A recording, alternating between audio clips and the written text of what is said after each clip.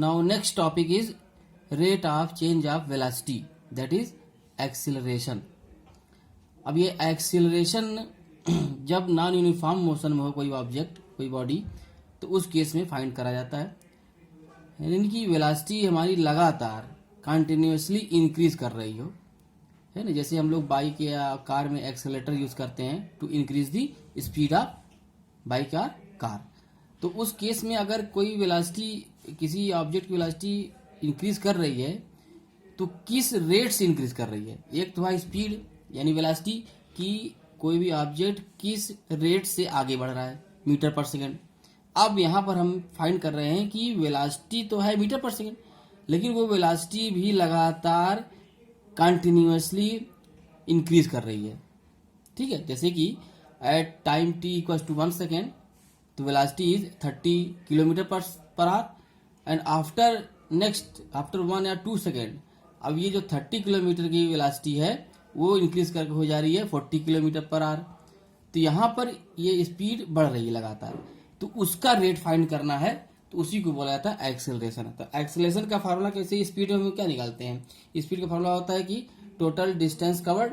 तो यहाँ पर निकालेंगे फाइनल वेलोसिटी, जैसे वहां पर final distance minus initial distance तो टोटल कवर्ड हो जाएगा। अपन टाइम इंटरवल निकालते थे वेलोसिटी के लिए या स्पीड के लिए, यहाँ पर क्या होगा final velocity minus initial velocity, मतलब वेलोसिटी में कितना इंक्रीमेंट हुआ delta we divided by time interval delta T. ठीक है, तो इसी को ए से डिनोट किया जाता है। मान लो कि कोई ऑब्जेक्ट है ए पॉइंट से और बी पॉइंट तक मूव कर रहा है और ए से बी में जाने में जो टाइम इंटरवल हुआ वो टी है, और ए पॉइंट पर उस ऑब्जेक्ट की वेलोसिटी यू थी और बी पर वी थी। तो हमारा एक्सेलरेशन हो जाएगा v minus you upon T. T is the time interval between A and B. अब यहाँ पे ये ध्यान देने वाली बात है कि हमने पहले ही कहा था कि वेलोसिटी में मैग्नीट्यूड भी होता है और डायरेक्शन भी होता है। तो सीधी सी बात है, जब हम सब्ट्रैक्ट करेंगे, और एक चीज और, सब्ट्रैक्शन हो या एडिशन हो वो हम सेम क्वांटिटी में ही कर सकते हैं, यानी कि दोनों वेरिएबल का यूनिट सेम होनी चाहिए, है ना। हम सेकेंड से लेंथ तो हटा नहीं सकते, कर सकते हैं नहीं कर सकते, यानी कि इन दोनों का यूनिट सेम होगा, मीटर पर सेकेंड अपॉन टाइम, ये सेकेंड हो गया। यानी यूनिट क्या हो जाएगी, यूनिट हो जाएगी अब बोलो मीटर पर सेकेंड स्क्वायर। ओके, तो एक की यूनिट क्या हो जाएगी, एक्सेलरेशन की यूनिट बनी है मीटर पर सेकेंड स्क्वायर। स्क्वायर क्यों है, क्योंकि इसका मीटर पर सेकेंड और इसका सेकेंड, तो पर सेकेंड, सेकेंड नीचे है, सेकेंड फिर से आ गया तो मीटर पर सेकेंड स्क्वायर। अब यहाँ पर हमने कहा था कि ये वेलोसिटी में वेलोसिटी में मैग्नीट्यूड भी होता है और डायरेक्शन भी होता है। तो सीधी सी बात है, जो एक्सेलरेशन होगा that will also include magnitude and direction. Okay, तो आगे तुम लोग इंटरमीडिएट जानोगे कि यहाँ पर भी हम वेक्टर का साइन एक लगाते हैं, वेक्टर ए। तो यहाँ पर ये भी वेक्टर लगाएं क्योंकि these are vector quantity. Vector quantity मतलब वो क्वांटिटी जिसमें हमको डायरेक्शन की भी जरूरत पड़े मैग्नीट्यूड के साथ साथ। ठीक है, ये तो बात तुम्हारे लिए एक्स्ट्रा है ना, ये हाई स्कूल लेवल में नहीं है, लेकिन थोड़ा सा जानते रहोगे तो कॉन्सेप्ट को क्लियरली समझ में आ जाएगा, समझ में आने में मदद होगी। क्लियर है। अब ये एक्सेलरेशन कब होता है, फॉर नॉन यूनिफॉर्म मोशन के लिए। अब यहाँ पर केस ये भी हो सकता है कि हम एक्सेलेरेटर भी अप्लाई करते हैं और ब्रेक भी लगाते हैं। जब हमको स्पीड घटानी होगी तो ब्रेक लगाते हैं, बढ़ानी होगी तो एक्सेलेरेटर अप्लाई करते हैं। तो व्हेन वेलोसिटी इंक्रीज यूनिफॉर्म, अब यहाँ पर ध्यान देना यूनिफॉर्मली की बात हम बार बार कर रहे हैं, क्योंकि जो रेट बढ़ भी रहा है मीटर पर सेकेंड वेलोसिटी का, वो एक समान दर से बढ़ रहा है, एक समान तरीके से बढ़ रहा है। एब्रप्ट चेंज नहीं हो रहा है ना, रैंडम चेंजेस नहीं आ रहे हैं, यूनिफॉर्मली हो रहा है। तो उसको क्या बोलेंगे, पॉजिटिव एक्सेलरेशन, प्लस से डिनोट करें। अब यहाँ पर एक क्या हो जाएगा, प्लस हो जाएगा। ठीक है ना, एक तरह से ये भी एक डायरेक्शन का ही इंडिकेशन है।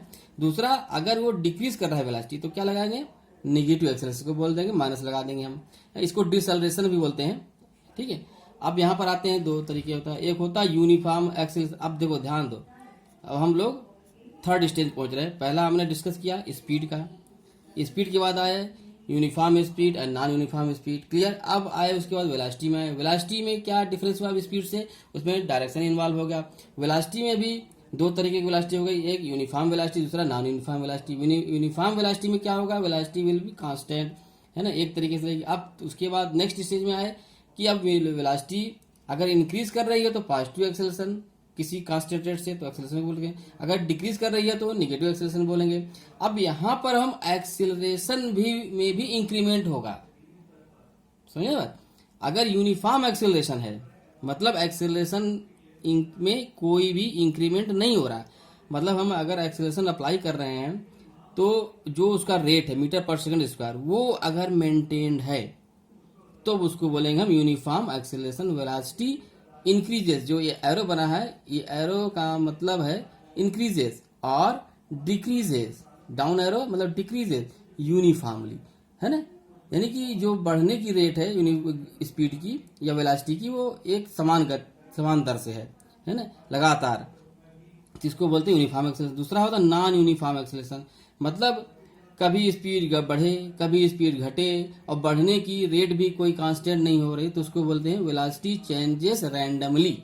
वेलोसिटी हमेशा कभी कभी किसी डायरेक्शन हो जाए कभी किसी डायरेक्शन, मतलब ये एब्रप्ट चेंज होगा, कुछ भी सर्टेन डिफाइंड नहीं होगा, है, जिसको बोलेंगे हम non uniform acceleration. Okay, now we will start next topic, graphical representation of motion. तो इसको ध्यान से पढ़ना तुम लोग। इसमें क्या है, दो तरीके के ग्राफ प्लॉट करे जाएंगे। एक होगा distance versus time, distance Y axis में और टाइम एक्स एक्सिस में। ओके, तो यहां पर दो तरीके होगा, एक होगा यूनिफॉर्म स्पीड और दूसरा होगा जिसे हम लोग पढ़ चुके हैं नॉन यूनिफॉर्म स्पीड।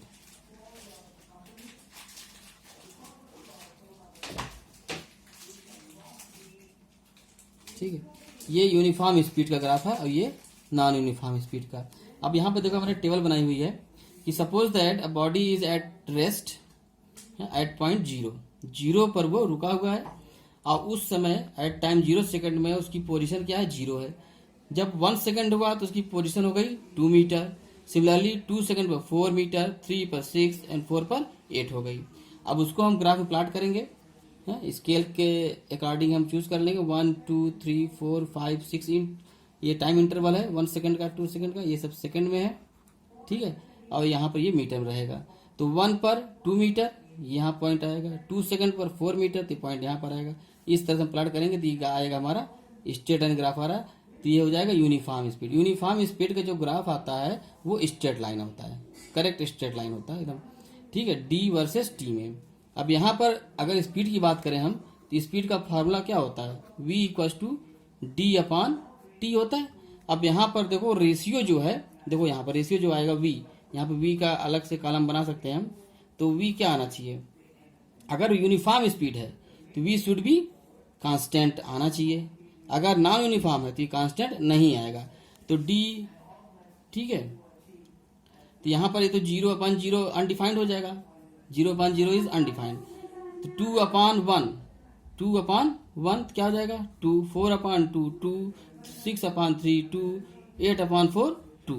तो ये क्या है, ये दिस इज द मीटर पर सेकंड में आ जाएगा, तो ये यूनिफॉर्म आ रहा है, देख रहे हो ये यूनिफॉर्म आ रहा है, इसलिए इसको बोलेंगे हम यूनिफॉर्म स्पीड। अब आते हैं नेक्स्ट ग्राफ में, नॉन यूनिफॉर्म स्पीड। अब यहाँ पर ध्यान दो, यहाँ पर हम डिटेल में नहीं गए हैं क्योंकि देखो ये ग्राफ स्ट्रेट लाइन फॉलो नहीं कर रहा है, ये कोई कर्व है ना, तो ये सब किसका है, ये नॉन यूनिफॉर्म, मतलब कि यहाँ पे जो रेशियो आएगा वो कांस्टेंट नहीं आ पाएगा, हर पॉइंट का अलग अलग अपना अपना रेशियो हो जाएगा, इसलिए इसको बोलते हैं हम नॉन यूनिफॉर्म स्पीड। ये इसका नेचर कुछ भी हो सकता है, ऐसे भी हो जाए, है ना, ये सब इस सारे ग्राफ नॉन यूनिफॉर्म स्पीड के होंगे।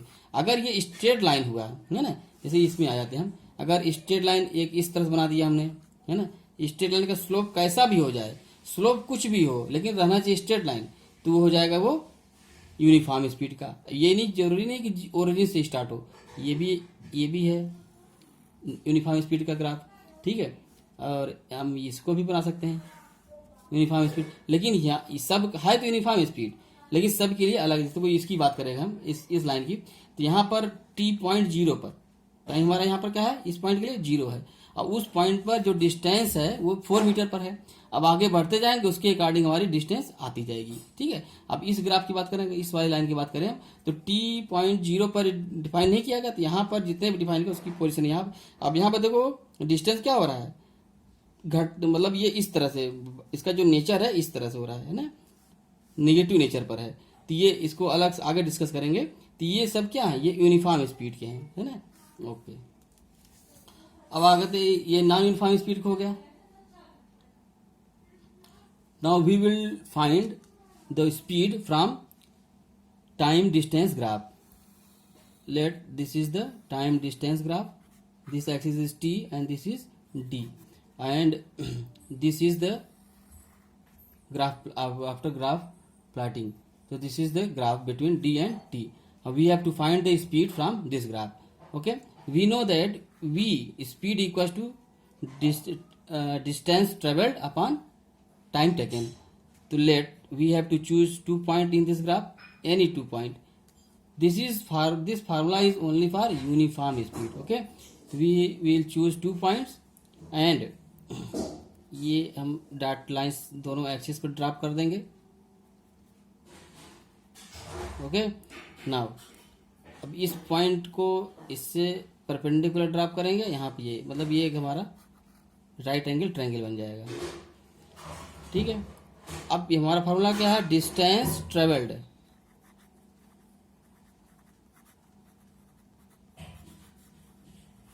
Upon time interval. अब डिस्टेंस ट्रेवल्ड मीन्स क्या हो जाएगा, this is the distance travelled. अगर यहाँ पर इस पूरी ये पॉइंट हमारा ए है, ये पॉइंट बी है, ए पॉइंट पर जो डिस्टेंस हमारी कितनी है, यहाँ पर ये मान लेते हैं हम इसको S1 है यहाँ पर T1 पॉइंट पर, और T2 पॉइंट पर जो डिस्टेंस ट्रेवल्ड है वो कितनी है, S2। तो what will be the distance travelled, ये ए बी ये सी है, तो BC will be the distance travelled, है ना, this will be the distance travelled upon time interval कितना हो जाएगा AC। तो here BC will be BC S2 minus S1 upon T2 minus T1। इसी को हम लोग delta S upon delta T भी लिखते हैं। डेल्टा मतलब इंक्रीमेंट इन डिस्टेंस, और here delta T means increment in time. Okay, now velocity time graph. अब देखो इस वेलोसिटी टाइम ग्राफ में यहाँ दो तरीके के ग्राफ प्लॉट है, पहला है यूनिफॉर्म वेलोसिटी का और दूसरा है नॉन यूनिफॉर्म वेलोसिटी का। तो पहले यूनिफॉर्म वेलोसिटी देख लेते हैं। यूनिफॉर्म वेलोसिटी का मतलब तुमको पहले ही पता है कि कांस्टेंट स्पीड, मतलब स्पीड जो वेलोसिटी है वो एक जैसी ही है, ना वो बढ़ रही है ना घट रही है, एक समान गति से चल रही है। तो यहाँ पर देखो जब टाइम 0 है तो भी मान लो कि ये इसका हम कुछ भी वैल्यू दे रहे हैं, मान लो कि 20 मीटर पर सेकेंड यहाँ पर है, तो 20 मीटर पर second at every time of second में, सभी पॉइंट पर, ये सभी पॉइंट के, या मान लो T1 पर भी 20 मीटर पर सेकेंड है और T2 पर भी 20 मीटर पर सेकेंड शो कर रहा है। अब तुमको ये पता है कि V इक्वल्स टू क्या होता है, डिस्टेंस अपॉन टाइम। तो डिस्टेंस ट्रेवल्ड क्या हो जाएगा, what will the distance travelled, यहाँ से D इक्वल टू हो जाएगा V इंटू T। ओके, तो यहाँ पर अगर हमको निकालना है D डिस्टेंस ट्रेवल्ड, क्योंकि इस ग्राफ में हमको D की इंफॉर्मेशन नहीं है, सिर्फ V की है और T की है। पहले वाले ग्राफ में जो अभी पढ़े थे उसमें S और T था, और उससे हम वेलोसिटी निकाल रहे थे। ठीक है, अब यहाँ पर देखो V और T का ग्राफ है, लेकिन हम फाइंड करेंगे distance travelled from this graph. तो ग्राफ क्या होगा, अब देखो रहे V इंटू T। ठीक है, तो ये तो हो गया V, ये पूरी लाइन क्या V, ये लाइन ये V कांस्टेंट, यानी कि जो लेंथ होगी दिस विल बी V, और T क्या होगा T2 माइनस T1। तो यहाँ पर आ जाएगा V into T2 minus T1। तो अब यहाँ पर ये देखो जो रेक्टेंगुलर सेक्शन बन रहा है यहाँ पर, area between line AB will be same as the distance travelled. तो इसका मतलब एक फार्मूला हम कह सकते हैं कि वेलोसिटी ग्राफ के और टाइम ग्राफ के बीच में जो भी एरिया बन रहा हो that will be the distance travelled. यहाँ पर एक समझने वाली बात है कि डिस्टेंस ट्रेवल्ड अगर निकालना है हमको किसी टाइम इंटरवल में, तो उसमें हम एरिया निकाल लें तो हो जाएगा वही डिस्टेंस ट्रेवल्ड। अब आते हैं नॉन यूनिफॉर्म स्पीड में। नॉन यूनिफॉर्म स्पीड का मतलब क्या हुआ कि अगर स्पीड लगातार बढ़ रही है या लगातार घट रही है, एक समान रेट से, यहाँ का जो केस है। अब देखो नॉन यूनिफॉर्म वेलोसिटी है तो उसका दो केस हो जाता है, with positive acceleration and with negative acceleration. मतलब वेलोसिटी एक समान रेट से बढ़ रही है या एक समान रेट से घट रही है। अगर बढ़ रही है तो यूनिफॉर्म एक्सेलरेशन, अगर घट रही है तो यूनिफॉर्म डिसएक्सेलरेशन है, निगेटिव एक्सेलरेशन आ जाएगा वो। तो यहाँ पर केस क्या है, यूनिफॉर्म एक्सेलरेशन का केस है ना। तो यूनिफॉर्म एक्सेलरेशन में देखो वेलोसिटी, अभी देखो इसमें कांस्टेंट था, अब यहाँ पर क्या, every time velocity is increases in constant rate. अब देखो कांस्टेंट रेट हम ग्राफ देखकर कैसे बता सकते हैं कि कांस्टेंट यूनिफॉर्म एक्सेलरेशन का ही है, क्यों? क्योंकि जब यूनिफॉर्म होता है तो वो उसका नेचर कैसा होता है, उस ग्राफ का स्ट्रेट लाइन होता है। नॉन यूनिफॉर्म होता है कोई भी कर्व ले लेता है शेप का। तो यहाँ पर जो वी और टी का जो ग्राफ बना है वो स्ट्रेट लाइन फॉलो कर रहा है, यानी कि जो rate of increase in velocity है वो क्या है, यूनिफॉर्म एक्सेलरेशन का केस है। अगर ये स्ट्रेट लाइन ना होकर के इस तरह से कर्व बनाता तो हो जाता नॉन यूनिफॉर्म एक्सेलरेशन का, तो जो कि पहले हो चुका है, पहले पढ़ा चुके हैं। तो यूनिफॉर्म एक्सेलरेशन का केस है। अब यहाँ पर अगर हमको दो पॉइंट के बीच में T1 फर्स्ट पॉइंट और सेकंड पॉइंट इज T2 है, इन दोनों टाइम इंटरवल के बीच में हमको डिस्टेंस टेबल निकालना हो तो यह फार्मूला अब काम नहीं आने वाला है ना, क्योंकि v into T2 minus T1। अब v तो कांस्टेंट था तो बात सही थी, लेकिन अब ये कांस्टेंट था नहीं, हमेशा बढ़ रहा है, तो हम किस पॉइंट का v लेंगे, ये तो डिफाइन। लेकिन यहाँ पे जो फार्मूला बना था अभी कि distance travelled is find from the area bounded by v and t graph. v और t के बीच जो भी एरिया बाउंड हो रहा है उसी को बोलते हैं डिस्टेंस, वही यहाँ पर काम आएगा। अब यहाँ पर जो बाउंडेड एरिया क्या है, ये बन रहा है तुम्हारा बाउंडेड एरिया। तो अगर ये एरिया तुम निकाल लो तो ये हो जाएगा हमारा distance travelled from point T1 to T2। ठीक है, ए पॉइंट पर v1 वेलोसिटी थी और बी पॉइंट पर v2 वेलोसिटी, क्योंकि वेलोसिटी अब इंक्रीज कर रही है। अब इसका एरिया निकालने का क्या तरीका है, एक तो ये ट्रेपेजियम है, पहली बात तो ट्रेपेजियम का फार्मूला निकाल सकते हो, और दूसरा इसको हम दो पार्ट डिवाइड कर दें तो ये हो जाएगा एक ट्रायंगल और दूसरा हो जाएगा ये रेक्टेंगल। तो कोई भी फार्मूला यूज कर सकते हैं। तो यहाँ पर आ जाएगा तुम्हारा डिस्टेंस ट्रेवल एस, इसको ले लेते हैं। तो पहले ट्रायंगल का फार्मूला होगा 1/2 into area of A B C. ठीक है, यहाँ पर हम डी नेम दे रहे हैं, इसको ई नेम दे रहे हैं। ठीक है, area of A B C plus area of rectangle A C E and D. तो यहाँ आ जाएगा 1/2 इंटू, है ना, A C, what will be A C will be T2 minus T1 into what will be C, V2 minus V1 plus इसका graph क्या हो जाएगा, AC इंटू CE। तो AC की वैल्यू क्या है, AC is T2 minus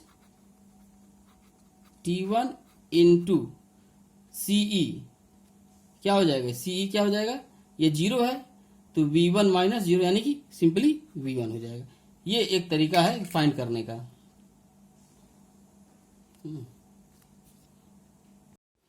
Now we will start equation of motion by graphical method.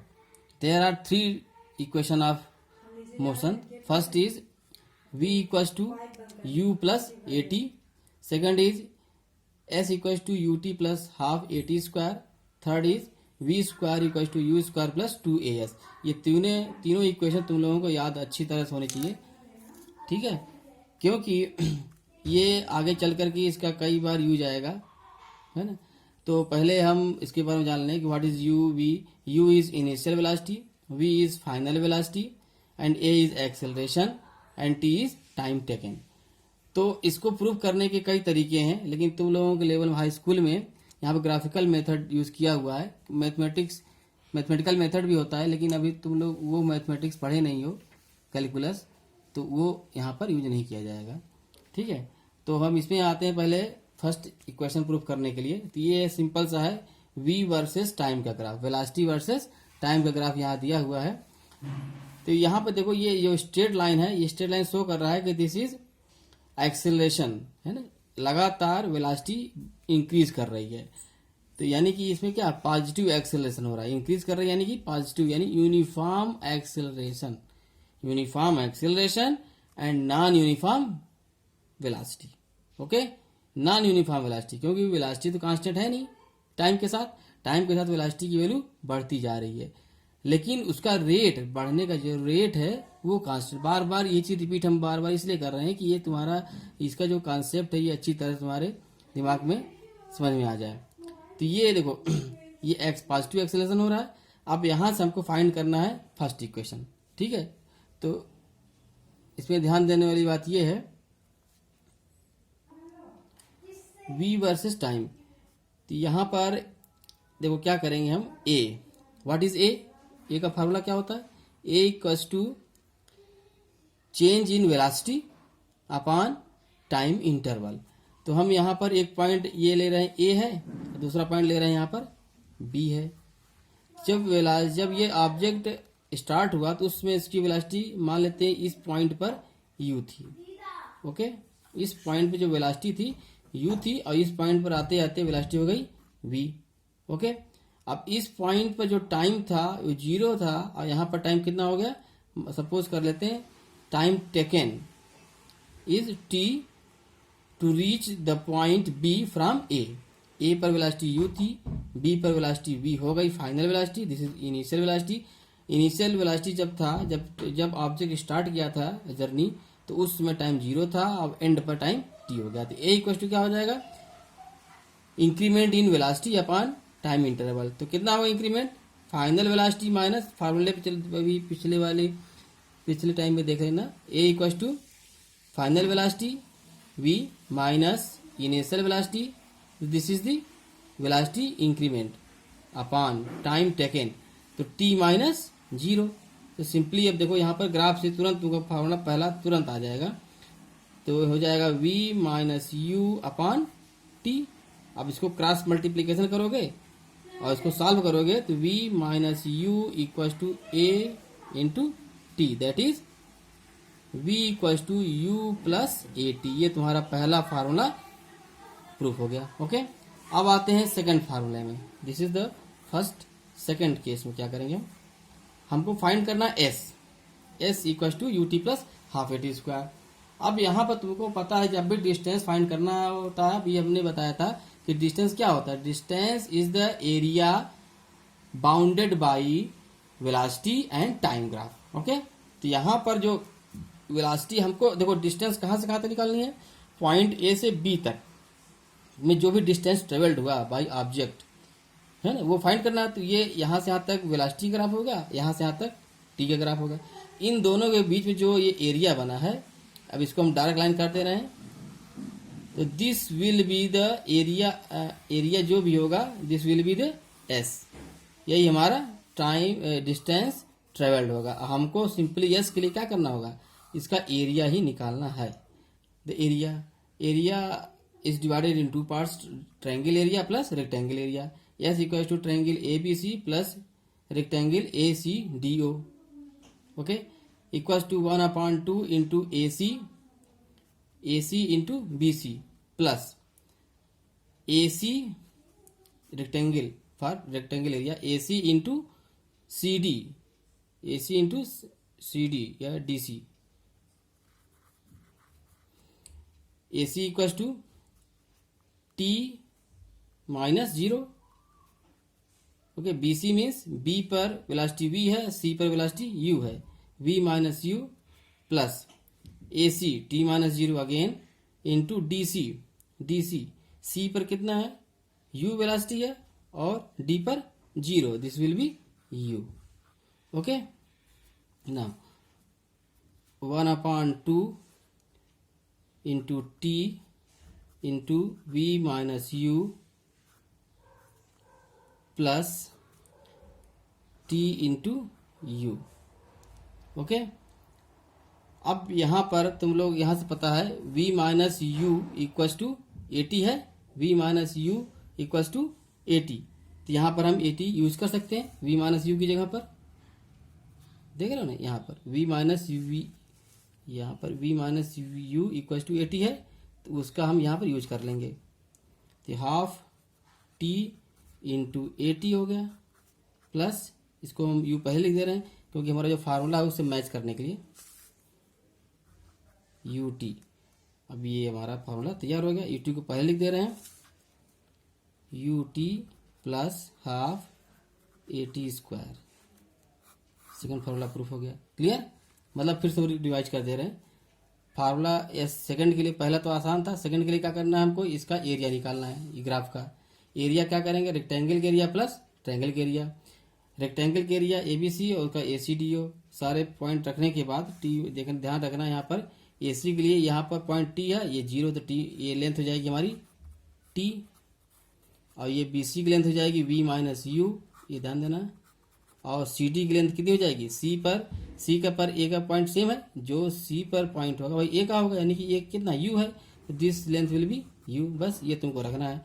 और ध्यान रखना फार्मूले पर हमको प्रूफ का करना है, ये ध्यान रखते रहना, क्योंकि फार्मूले पे क्या है, s equal to u t plus half a t square है। तो यहाँ पर ध्यान देना वी नहीं है, इस फार्मूले में वी नहीं है, जबकि जब तुम इसको सारी वैल्यू पुट करोगे तो वी भी आ जाएगा। तो एक ये तरीका है कि v minus u equal to a t रख दो, नहीं तो नहीं ध्यान आ रहा है ये बात, तो पहला इक्वेशन तो याद ही है ना कि v equal to u plus a t होता है। ठीक है, तो ये वैल्यू क्योंकि हमको पता है कि सेकंड फार्मूले में वी नहीं है, तो वी की जगह पे ये रखोगे यू प्लस ए टी। तो जब यू प्लस ए टी रखोगे तो v minus u equal to u plus a t minus u करोगे तो ऑटोमेटिक ए टी आ जाएगा, या तो direct v minus u equal to a t रख देंगे, तो कोई दिक्कत नहीं उससे। तो ये तुम्हारा सेकंड फार्मूला प्रूफ होगा। अब आते हैं थर्ड फार्मूले पे। थर्ड फार्मूले में भी क्या करना हमको ध्यान रखना, हमको प्रूफ क्या करना ये ध्यान रखना है होगा बस। तो प्रूफ हमको क्या करना, v square equal to u square plus 2as। अब यहाँ पर क्या क्या कौन सा पॉइंट नहीं है, देखो सेकंड फार्मूले में वी नहीं था, थर्ड फार्मूले में क्या नहीं है, टी नहीं है। क्लियर? यह ध्यान रखना है। सेकंड फार्मूला जब प्रूफ करना होगा तो उसमें वी नहीं है, वी को हटाना होगा। अब इस यहाँ पर टी नहीं है तो टी को हटाना होगा। तरीका हमारा वही रहेगा एरिया का ही, क्योंकि हमको एस ही तो निकालना है, एस ही निकालना है। अब देखो एस, अब यहाँ पर हम ट्रेपेजियम का फार्मूला लेके चलेंगे, S equal to area of trapezium. तो what is the formula of trapezium? Trapezium का फार्मूला हम यूज करेंगे पैरेलल लाइंस का summation upon 2 into distance between parallel lines, यही तो। ठीक है, अब यहाँ पैरेलल लाइंस हमारी कौन कौन सी हैं, देखो ये हमारी पैरेलल लाइंस हो जाएगी ओ ए और ये तुम्हारी ये B D. O A and B D are parallel lines and O D are the distance between parallel lines. तो यहाँ फार्मूला हो जाएगा O A plus B D upon 2 into O D. Okay, अब यहाँ पर ओ ए कितना है, O A is you plus B D कितना हो जाएगा, इस पॉइंट पर v है, तो यानी कि b की हाइट इस एक्सिस से विहित होगी, तो यानी कि बी डी कितना हो जाएगा, v हो जाएगा, B D is v upon 2 हो गया इन 2। अब आते हैं ओडी, ओडी में कितना हो जाएगा, OD is t, OD is t। अब हमने कहा था ना यहाँ पर टी नहीं यूज करना है हमको, ठीक है।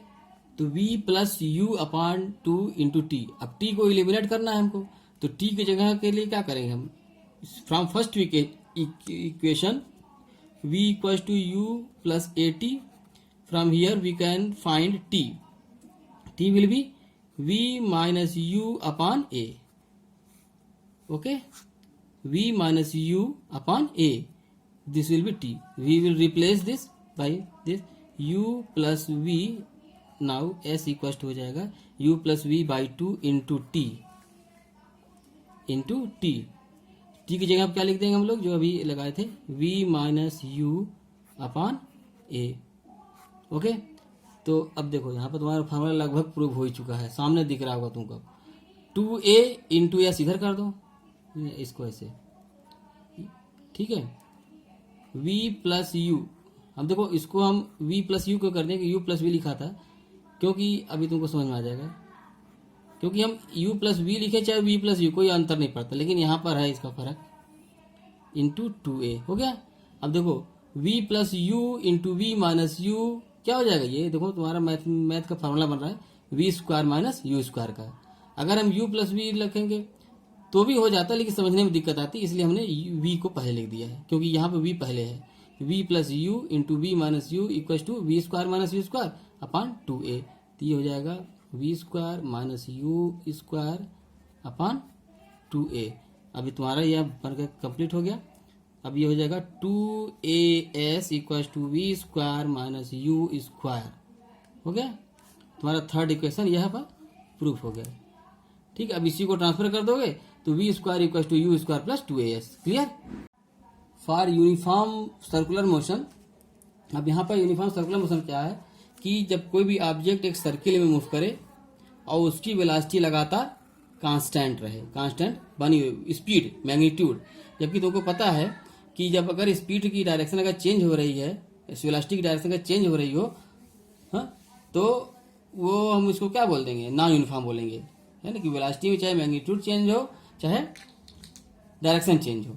ठीक है, लेकिन यहाँ पर क्या है, ये यूनिफॉर्म सर्कुलर मोशन है। यहाँ पर तो स्पीड तो सेम बनी हुई है, हर पॉइंट पर स्पीड यानी वेलोसिटी का मैग्नीट्यूड सेम है, लेकिन उसकी डायरेक्शन कंटिन्यूसली चेंज हो जा रही है। अब यहाँ पर देखो ये जो इसकी डायरेक्शन है क्या, कंटिन्यूसली टेंजेंशियल है।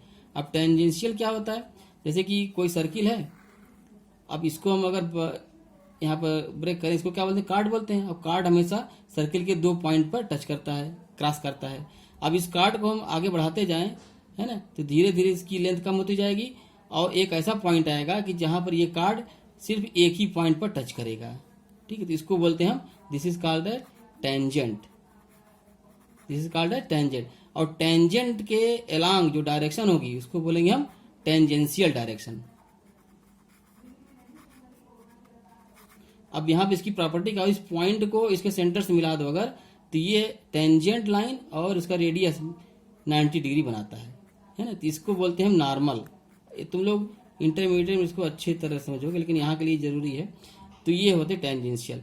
तो जो सर्कुलर मोशन में होता है, यूनिफॉर्म सर्कुलर मोशन में जो स्पीड होगी उसकी डायरेक्शन यानी कि वेलोसिटी की डायरेक्शन, स्पीड तो कांस्टेंट रहेगी वैल्यू, लेकिन जब डायरेक्शन हमेशा चेंज होती रहेगी और at every point this direction will be along tangential direction. ठीक है, ये हमारा सेंटर हो जाएगा, तो ये 90 डिग्री बनाएगा। अगर इस पॉइंट की बात करें तो टेंजेंशियल क्या हो जाएगा, ये हो जाएगा टेंजेंशियल डायरेक्शन। अब इसको मिला दोगे तो यहाँ पे 90 डिग्री बनाएगा। इसी तरह से सिमिलरली ये हर पॉइंट पर होता जाएगा। इसको बोलते हैं हम यूनिफॉर्म सर्कुलर मोशन। अब देखो जैसे कि अगर हम कोई भी रस्सी में एक पत्थर को बांध करके उसको रोटेट करें यूनिफॉर्म स्पीड से और एकाएक रस्सी टूट जाए, है ना, तो जो पत्थर है, स्टोन है, वो किस तरह मूव करेगा, क्योंकि मूव तो कर रहा है वो सर्कुलर मोशन में, लेकिन at every point of circular motion the direction of stone is, direction of speed of stone is along tangent of that point. Okay, तो अगर ये रोप टूट जा रही है ना, तो स्टोन किधर जाएगा, इधर की तरफ मूव करेगा वो, मतलब ये इस तरह से चला जाएगा ये। और डिटेल में तुम लोग सर्कुलर मोशन में बहुत ज़्यादा कॉम्प्लेक्सिटी है आगे चल करके, तो यहाँ के लिए तुम्हारे बुक में इतना ही दिया गया है, बाकी आगे 11th में डिटेल में पढ़ोगे। ओके, तो ये चैप्टर तुम्हारा यहाँ पर एंड हो रहा है। अब नेक्स्ट वीडियो में मैं इसके कुछ एक्सरसाइज, बल्कि सारे एक्सरसाइज सॉल्व करने की कोशिश करूँगा। ओके, तब तक इसको, इस वीडियो को तुम लोग, मेरे सजेशन है कि कई बार देखो तभी समझ में आएगा, क्योंकि जब तक कॉन्सेप्ट क्लियर नहीं होगा, एक्सरसाइज लगा देंगे हम, सॉल्व कर लोगे तो कॉपी कर लोगे तो कोई इसका फ़ायदा नहीं है। फ़ायदा तभी है जब मैं ये नेक्स्ट वीडियो डालूं, उसके पहले तुम सारे एक्सरसाइज कर डालो खुद ही, तो यही इसका एडवांटेज होगा हमारी मेरी मेहनत का। ठीक है, ओके, मुझे एक्सरसाइज देनी न पड़े, इसके पहले तुम लोग सारी एक्सरसाइज सॉल्व कर डालो, दैट विल बी बेटर।